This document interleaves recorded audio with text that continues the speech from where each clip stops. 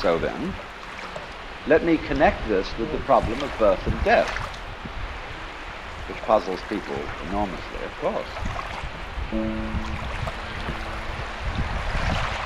There really isn't anything radically wrong with being sick or with dying. Who said you're supposed to survive? It's one of the great wonders of life. What will it be like to go to sleep and never wake up? Think about that. Children think about it.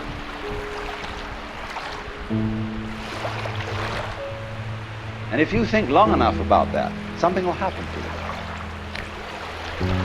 You will find out, among other things, that it'll pose the next question to you: what was it like to wake up after having never gone to sleep?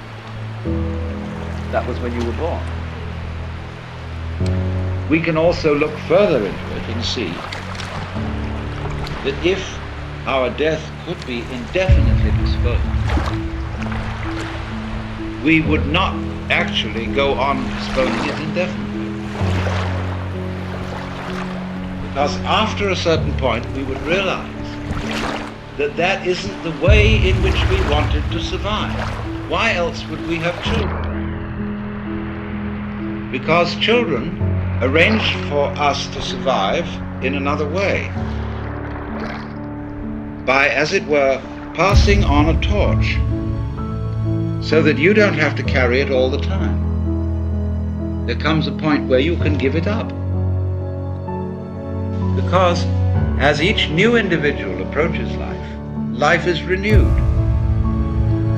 And one remembers how fascinating the most ordinary everyday things are to a child. Because they see them all as marvelous, because they see them all in a way that is not related to survival and profit. When we get to thinking of everything in terms of survival and profit value, as we do, then the shapes of scratches on the floor cease to have magic. And most things, in fact, cease to have magic. When you die, you're not going to have to put up with everlasting non-existence, because that's not an experience. A lot of people are afraid that when they die, they're going to be locked up in a dark room forever and sort of undergo that. You see, you can't have an experience of nothing. Nature abhors a vacuum.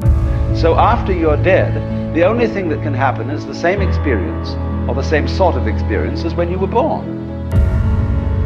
It is not, therefore, natural for us to wish to prolong life indefinitely.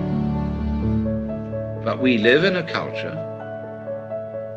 where it has been rubbed into us in every conceivable way that to die is a terrible thing.